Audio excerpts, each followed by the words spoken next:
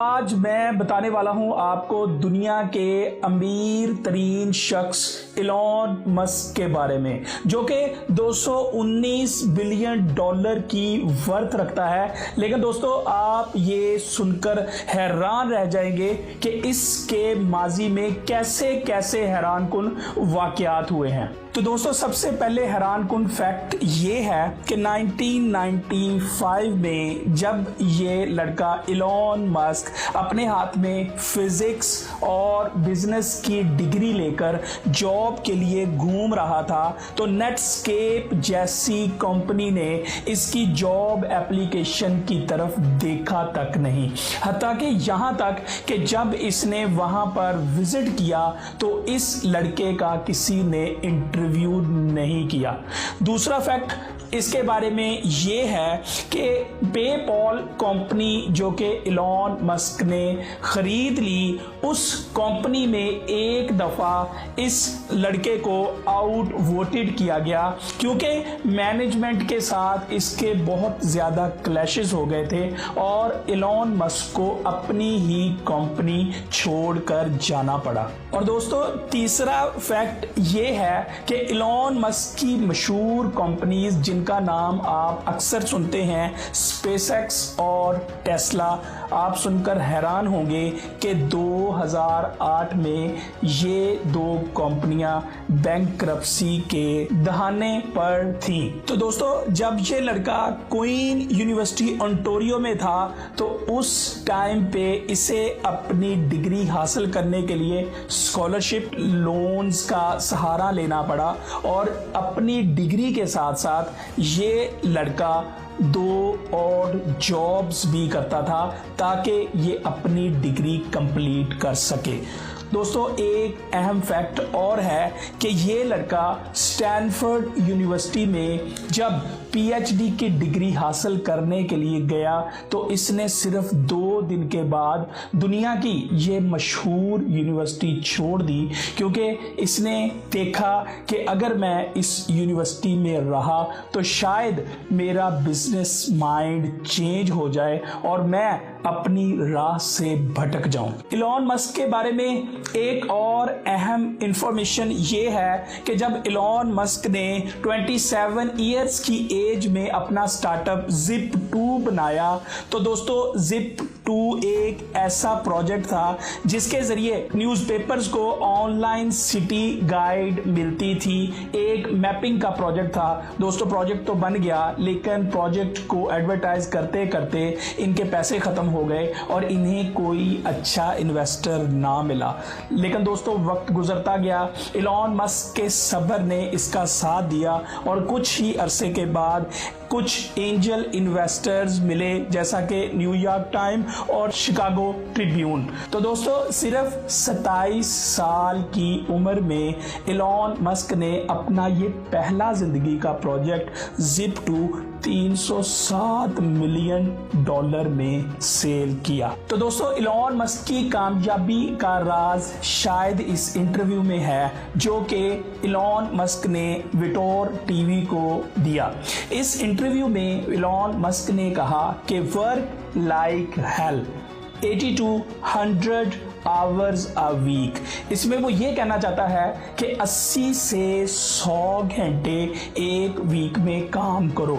आमतौर पर लोग 40 घंटे काम करते हैं, तो अगर तुम 100 घंटे एक वीक में काम करोगे तो तुम वही प्रोजेक्ट जो कि वो लोग जो 40 घंटे काम करके एक साल में खत्म करते हैं, तुम वही काम 4 माह में कंप्लीट कर लोगे। तो दोस्तों, ये है इलॉन मस्क का फार्मूला। तो दोस्तों, मैं आपको ब्रीफ हिस्ट्री सुनाता हूं इलॉन मस्क की। इलॉन मस्क एक बिलियनर एंटरप्रेन्योर है जो कि को फाउंडिंग पर्सन है पेपॉल, टेस्ला, स्पेसएक्स और हाल ही में आपने सुना होगा कि इलॉन मस्क ने ट्विटर को परचेज किया है। तो दोस्तों, हम इस स्टोरी में आपको ये भी बताने वाले हैं कि ब्लू टिकिंग क्या है और इसके क्या फायदे हैं और इसकी फीस क्यों इंक्रीज की जा रही है। तो दोस्तों, इलॉन मस्क 1970 में साउथ अफ्रीका में पैदा हुए। उनकी मदर एक न्यूट्रिशनिस्ट थी और उनके फादर एक इंजीनियर थे। तो दोस्तों, एलोन मस्क अपने इंटरव्यूज में कहते हैं कि मैंने बचपन में अपने वालिदैन को कम ही देखा है। मैं अपना ज़्यादा वक्त प्रोजेक्ट्स और रीडिंग में गुजारता था क्योंकि मेरे वालिदैन के पास मुझे देने के लिए कोई वक्त नहीं था। मेरी सारी ज़िंदगी सिर्फ एक हाउस कीपर वुमन के साथ गुजरी है जो कि मेरी केयर करती थी और वो सिर्फ ये देखती रहती थी कि मैं कोई चीज़ तोड़ूं ना, लेकिन मैं फिर भी उस हाउस कीपर से बचकर धमाके करता रहता था और कोशिश करता था कि मैं रॉकेट्स बना लूं।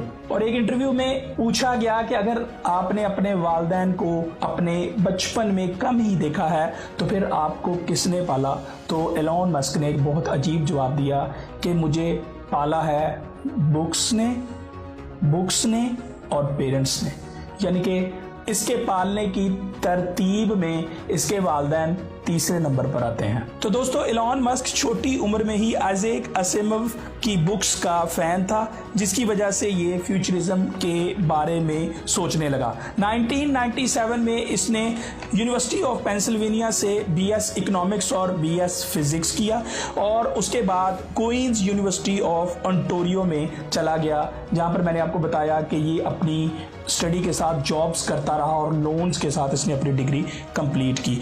उसके बाद स्टैनफोर्ड यूनिवर्सिटी में PhD में एडमिशन लिया, जो कि 2 दिन के बाद इसने ड्रॉप कर दिया। तो दोस्तों, अपनी स्टडी कंप्लीट करने के बाद इसने अपना पहला स्टार्टअप शुरू किया जिसका नाम था Zip2, जो कि इसने अपने भाई और एक दोस्त के साथ मिलकर किया। इस प्रोजेक्ट के दरमियान इनके फंड्स खत्म हो गए और इन्हें न्यूयॉर्क टाइम्स और शिकागो ट्रिब्यून से हेल्प लेनी पड़ी। तो दोस्तों, 307 मिलियन में 1999 में इन्होंने ये प्रोजेक्ट सेल किया।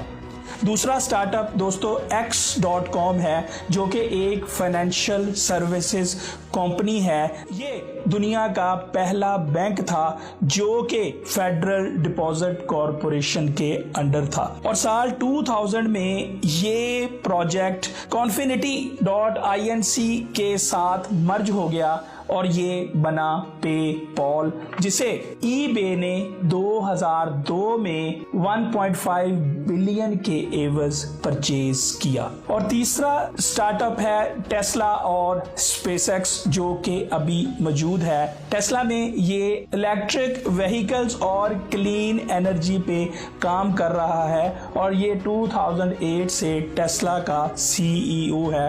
ये कंपनी 2030 में 20 मिलियन व्हीकल्स पैदा करना चाहती है। और दोस्तों, इसका नेक्स्ट प्रोजेक्ट है परचेजिंग ट्विटर। कुछ दिन पहले ही एलोन मस्क ने $40 बिलियन के तहत ट्विटर को परचेज किया है। तो दोस्तों, आजकल स्टोरी चल रही है कि आखिर ये ब्लू टिक आखिर ट्विटर में क्या है। तो दोस्तों, ब्लू टिक असल में ट्विटर में आपकी ऑथेंटिसिटी है। अगर आपके नाम के साथ ब्लू टिक है, इसका मतलब है कि आपका अकाउंट वेरीफाइड है। अगर आपके अकाउंट पे ब्लू टिक है तो आप ट्विटर के एक ऑथेंटिक पर्सन हैं। आपकी एक्सेस हो जाती है एड फ्री आर्टिकल्स तक और आप अपनी आईडी को अमेंड कर सकते हैं। और कभी भी अगर आपने कोई ट्वीट किया है और ट्वीट करने के बाद आपको लगता है कि आपको इस ट्वीट को अमेंड करना है, तो अगर आपके अकाउंट पे ब्लू टिक है